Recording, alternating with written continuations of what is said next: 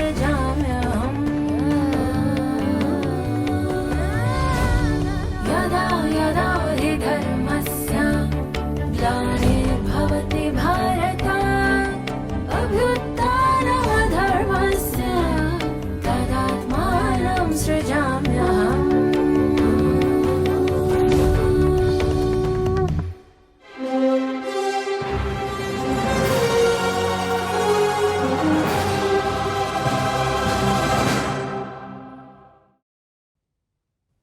வணக்கம்.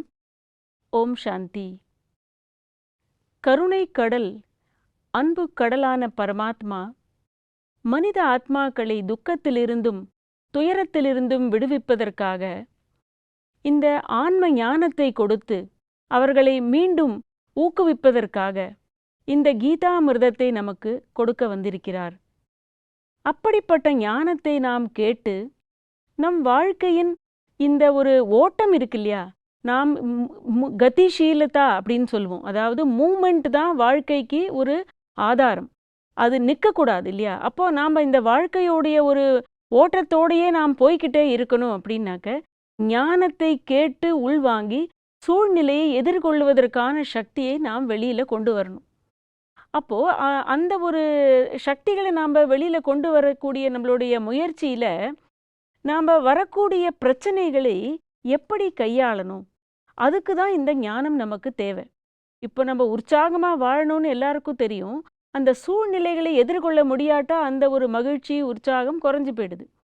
இப்போ உதாரணத்திற்கு, இப்போ ஒரு பறவை இருக்கு. அந்த பறவை முட்டையிட்டு குஞ்சு பொரிக்கிறது. அதுக்காக அது கூடு கட்டுது. அதுக்கு தெரியும் அந்த முட்டையிட்டு குஞ்சு பொரித்து அந்த குஞ்சு பெருசாகி அது பறந்து போயிடுது. அதற்கு பிறகு அந்த கூடு அழிஞ்சு போயிடுது. திரும்பவும் அது அடுத்த முறை அந்த நேரம் வரும்பொழுது, முட்டையிடக்கூடிய நேரம் வரும்போது திரும்பவும் கூடு கட்டுது. கூடு கட்டுவதும் அதுக்கு கஷ்டமாக இல்லை. அந்த திரும்பவும் அந்த கூடு கலைஞ்சு போனதுக்கும் அதுக்கு வருத்தம் இல்லை. திரும்பவும் அந்த கூடை கட்டுது. திரும்பவும் அந்த ப்ராசஸ் நடந்துக்கிட்டே இருக்கு. ஆனால் மனித ஆத்மாக்கள் மட்டுமே இந்த விஷயத்தை ஏற்றுக்கிறதுக்கு தயாராக இல்லை. திரும்பவும் இந்த உடல் அப்படிங்கிற கூட்டை விட்டுட்டு நம்ம போகணும், திரும்பவும் இந்த கூட்டுக்குள்ளே நான் வரணும் அப்படிங்கிற விஷயம், இதை நம்ம ஞானத்தை கேட்க கேட்க புரிஞ்சுக்கணும். உடலை விடுவது இந்த உலகத்திலேயே 100% சத்தியமான விஷயம் என்ன அப்படின்னாக்க, மரணம் அப்படிங்கிறது, உடலை விடுவது அப்படிங்கிறது ரொம்ப இயற்கையான விஷயம். இதுக்கு நமக்கு நாமே நம்ம புரிய வைத்து கொள்ள வேண்டும். இந்த ஞானத்தை நம்ம கேட்டுட்டோம். இப்போ செல்ஃப் டாக்கிங் அப்படின்னு சொல்லுவாங்க. எனக்கு நானே பேசிக்கொள்ளும் பொழுது பல விஷயங்களுக்கு தெளிவு எனக்கு கிடைக்கும். சிந்திப்பது எனக்கு நானே அதை புரிய வைக்கிறது. அப்போ இந்த மரணம் அப்படிங்கிறது நிச்சயமாக நடக்கக்கூடியது அப்படின்னாக்க, நிச்சயமாக மறுபிறவி இருக்கே, அப்போ பிரிவு அப்படிங்கிறது கிடையவே கிடையாது. எப்போதுமே இதுக்கு முன்னாடி நானும் ஒரு இடத்திலிருந்து இறந்து பிறகு இங்கு பிறந்திருக்கிறேன் அப்படிங்கிற விஷயத்தை நான் எனக்கு புரிய வைக்கணும். ஏன்னா ஏற்கனவே ஒரு ஸ்லோகத்தில் கூட பார்த்தோம், பல உடல்களை நாம் எடுத்தோம் அப்படின்னு. அப்போ இதுக்கு முன்னாடியும் ஏதோ பலவிதமான உடல்களை நான் எடுத்து தான் இங்கே வந்திருக்கேன். அப்போ இதே மாதிரி என் கூட இருக்கிறவங்களும் தானே அதே யாத்திரையில் இருக்காங்க. இதை நான் எனக்கு புரிய வைத்து கொள்வது போல் எல்லாருக்கும் புரிய வைக்கிற மாதிரி இதை நான் எனக்கு புரிய வச்சுக்கணும். அர்ஜுனன் என்ன அப்படின்னா, அவன் ஒரு மேதாவியாக இருந்தான், ரொம்ப படித்தவனாக இருந்தான், தபஸ்வி பண்டிதனாக இருந்தான். ஆனால் இந்த விஷயம் மற்றவர்களுக்கு புரிய வைக்க முடிந்த விஷயத்தை தனக்கு அவனால் புரிய வைக்க முடியலை. அதனால தான் கலங்கி போய் அவன் மனம் உடைந்து கலங்கி போய் உட்காந்துட்டான். அதனால இங்கே இறைவன் என்ன சொல்றாருன்னா, உங்களுக்கு நீங்களே முதல்ல இந்த விஷயங்களை புரிய வைங்க. அடுத்தது என்ன சொல்றாரு அப்படின்னா, அவ்யக்தாதீனி பூதானி வியக்தமத்யானி பாரத அவ்யக்தாதீனி பூதானி வியக்தமத்யானி பாரத அவ்யக்தநிதனான்யேவ தத்ர கா பரிதேவனா அவ்யக்தநிதனான்யேவ தத்ர கா பரிதேவனா. அதாவது பிறப்பிற்கும் இறப்பிற்கும் நடுவில் இருக்கக்கூடிய இந்த நிலை, இதையும் இதில் புரிய வைக்கிறார். முதல்ல ஆன்மாக்கள் அவ்யக்த நிலையில இருக்கு. வியக்த மத்தியானி பாரத, நடுவில் வியக்தமாக உடலை எடுத்து மேனிஃபெஸ்ட் ஆகிறது, வெளிப்படுத்துறது தன்னை. திரும்பவும் ஆன்மாவானது உடலை விட்ட பிறகு திரும்பவும் அவ்யக்த நிலைக்கு போயிடுது. ஸோ கான்ஸ்டண்ட்டாக இருக்கிறது என்ன அப்படின்னா அவ்யக்த நிலை தான், கண்ணுக்கு புலப்படாத நிலையில் இருக்கிறது. திரும்பவும் உடலை எடுத்து அந்த நேரத்தில் மட்டும் அது வெளிப்படுது, திரும்பவும் அந்த அவ்யக்த நிலையை அடையிறது. இப்போ அவ்யக்த நிதனான் ஏவ தத்ரகா பரிதேவனா. இப்போ அவ்யக்தமான நிலையிலேயே தான் இருக்கு இந்த ஆன்மா, அழியாததுன்னு தெரிஞ்ச பிறகு எதுக்காக கியா பரிதேவனா, அதாவது வேதனை வருத்தம் எதுக்கு அப்படின்னு கேட்குறார். அப்போ அவ்யக்த ஆன்மாவானது என்ன ஒரு நிலையில வருது அப்படின்னா 5 தத்துவங்களால் ஆகிய உடலோடு அது தொடர்புல வருது. அப்போ அந்த தொடர்புல வரும்பொழுது தான் இப்போ நம்ம ஏற்கனவே கூட இந்த விஷயங்களை பார்த்தோம், அதோடைய மேனிஃபெஸ்டேஷன் நடக்குது, வெளிப்படுத்துறது தன்னை. இப்போ மரம் இருக்கு, அந்த மரத்துக்குள்ள நெருப்பு இருக்கு அப்படின்னு சொன்னா நம்ப முடியுமா அப்படின்னா நம்ப மாட்டாங்க. ஆனால் அது உண்மை. 2 மரக்கட்டையை நம்ம தேய்க்கும் பொழுது அதுக்குள்ளிருந்து நெருப்பு வெளிப்படுது. அப்போ மரம் வெறுமனே அந்த கட்டை இருக்கும் பொழுது அது வெளிப்படுறதில்லை, ஆனால் அந்த கட்டையை தேய்க்கும் பொழுது நெருப்பு வெளிப்படுது. அதே மாதிரி அப்போ கண்ணுக்கு தெரியாத விஷயத்தை நம்ம ஏற்றுக்கிறது இல்லை, நம்புறதும் இல்லை. அதே போல் ஆன்மாவானது இந்த 5 தத்துவங்களுடைய தொடர்பில் வரும்பொழுது தான் ஆன்மா வெளிப்படுகிறது, ஜீவாத்மாவாக அது செயல்களை செய்கிறது, எல்லாமே புரியுறது, நடிக்க தொடங்குறது. அப்போ இதே மாதிரி இந்த அவ்யக்த ஆன்மாவானது எப்படி வெளிப்படுத்துறது அப்படின்னா தத்துவங்களுடைய தொடர்பில் வரும்பொழுது தான் அது வெளிப்படுது. வெறும் தத்துவம் மட்டும், உடல் மட்டும் இருக்கும் பொழுதும் அது ஒன்றுமே செய்ய முடியாது. வெறும் ஆன்மா மட்டும் தனியாக இருக்கும் பொழுதும் அதோடைய மூமெண்ட்டோ இல்லை ஆக்ஷன் எதுவும் கிடையாது. இது தத்துவத்தோடு சேரும் பொழுது தான் ஆன்மா அந்த அவ்யக்த நிலையிலிருந்து வியக்த நிலைக்கு வருது, அதாவது வெளிப்படுறது. இதே மாதிரி இன்னொரு உதாரணம், தாயின் கர்ப்பத்தில் ஆன்மா பிரவேசம் செய்கிறது. அப்போது அவங்களுக்கு அது தெரியாது, அதுக்கு பிறகு மூமெண்ட் இருக்கும், அந்த குழந்தையோட மூமெண்ட்டு, அதை தான் அவங்களால உணர முடியும். அப்போ அதே மாதிரி அப்போ இன்னொன்று இன்னொரு உதாரணம் கூட சொல்லலாம். ஆன்மாக்குள்ள குண அவகுணங்கள் இருக்கு, ஆனால் அந்த குண அவகுணங்கள் எப்போ வெளிப்படும் அப்படின்னா உடல்ல இருந்து நாம் ஆக்ஷன் நம்மளுடைய பிஹேவியர் மூலமாக அது வெளிப்படுது. இப்போ ஒருத்தருக்குள்ள கோபம் இருக்கு அப்படின்னா இருக்கு, அது யாருக்கு தெரியும்? யாருக்கும் தெரியாது. ஆனா அவங்க அந்த கோபத்தை வெளிக்காட்டுறது மூலமாக கத்துவாங்க, அழுவாங்க, சத்தம் போடுறாங்க, இந்த மாதிரி இன்னொருத்தரை திட்டுறாங்க.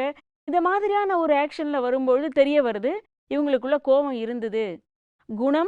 குணமும் இதே மாதிரி அந்த நேரத்துல வெளிப்படுது, அவகுணங்களும் அந்த நேரத்துல வெளிப்படுது.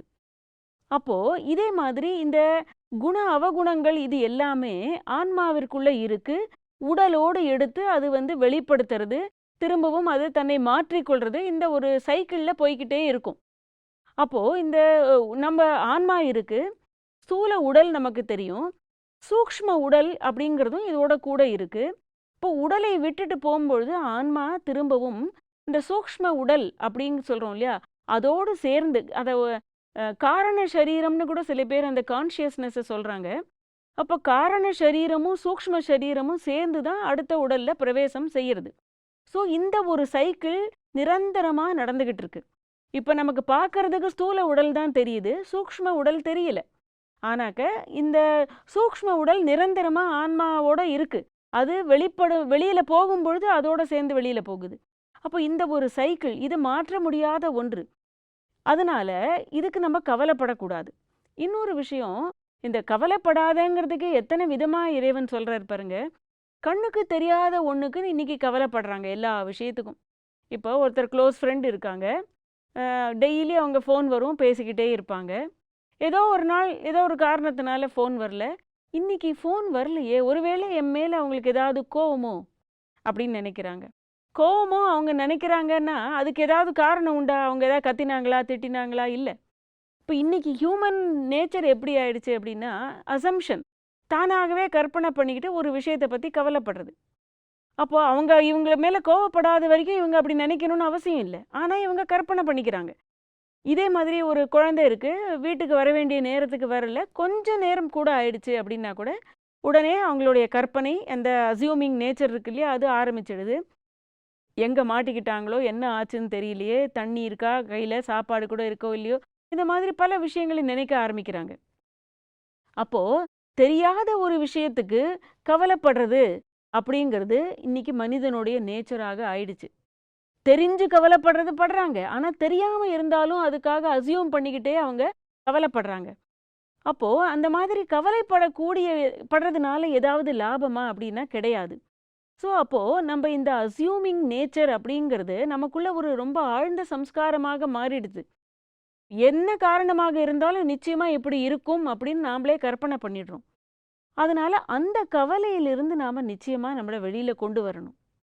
இன்னொன்னு, இந்த மரணம் அப்படிங்கிறது ஒரு டிரான்சிஷனல் ஃபேஸ் அப்படின்னு சொல்லலாம்.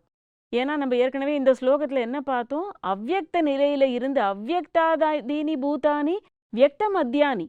முதல்லையும் அவ்யக்த நிலையில இருக்கு. பிறப்பிற்கு இறப்பிற்கு பிறகும் அவ்யக்த நிலையில இருக்கு. நடுவுல இருக்கிற கொஞ்சம் ஃபேஸ்ல தான் அது வியக்தமான ஸ்டேஜில் தன்னை வெளிப்படுத்திக்கிறது. ஸோ இந்த டிரான்சிஷனல் ஃபேஸ் தான் இன்னைக்கு பிரச்சனையை கவலைப்படக்கூடிய ஃபேஸாக மாறிடுச்சு. அப்போ நான் அப்படின்னு நினைக்கும் பொழுதே என்னுடைய ஸ்டேஜ் உண்மையான ஸ்டேஜ் அவ்யக்த நிலையாக தான் இருந்தது. இந்த டிரான்சிஷனல் ஃபேஸ் எனக்கு கிடைச்சிருக்கு என்னோட பாகத்தை நடிக்க தான். அதாவது இதை இப்படியும் சொல்லலாம், நான் ஏற்கனவே சொன்னோம்ல, ஷரீர மாத்தியம் கலு தர்ம சாதனம். எனக்கு தர்ம சாதனை செய்து என்னை முன்னேற்றிக் கொள்வதற்காக தான் எனக்கு இந்த உடல் கிடைச்சிருக்கு, கருவி அப்படின்னு நம்ம நினைக்கும் பொழுது இந்த கவலை, வருத்தம், அப்புறம் இந்த துயரம், சோகப்படுவது தேவையில்லாததுக்கு, அப்புறமா இந்த சத்தியத்தை ஏற்றுக்கொள்ளாத நிலை இருக்கு இல்லையா, இதுவும் ஒரு பெரிய காரணம் இன்னைக்கு வருத்தத்துக்கு. ட்ரூத்தை அக்செப்ட் பண்ணுறதுக்கு யாருமே ரெடியாக இல்லை. ஸோ இதை நம்ம தெரிஞ்சுக்கிட்டு நம்ம இந்த ட்ரூத்தை அக்செப்ட் பண்ணி தான் ஆகணும். ஏன்னா இறைவன் நமக்கு ரொம்ப நம்மளை சக்திசாலியாக ஆக்க தான் வந்திருக்காரு. நல்ல விஷயங்களை மட்டும் சொல்லி இவங்களை எழுந்து நிற்க வைக்கணும்னு நினச்சாக்க நம்மள முடியாது. சத்தியத்தை சொல்லி ஏற்றுக்கொள்ளக்கூடிய சூழ்நிலையை உருவாக்கி அதை நம்ம ஏற்றுக்கிட்டு நம்ம திரும்பவும் எழுந்து நிற்கணும். நம்ம வாழ்க்கையில் நம்ம இழந்த ஒரு ஊக்கம், உற்சாகம், அதை நம்ம திரும்பவும் உள்ளே கொண்டு வரணும். ஓம் சாந்தி.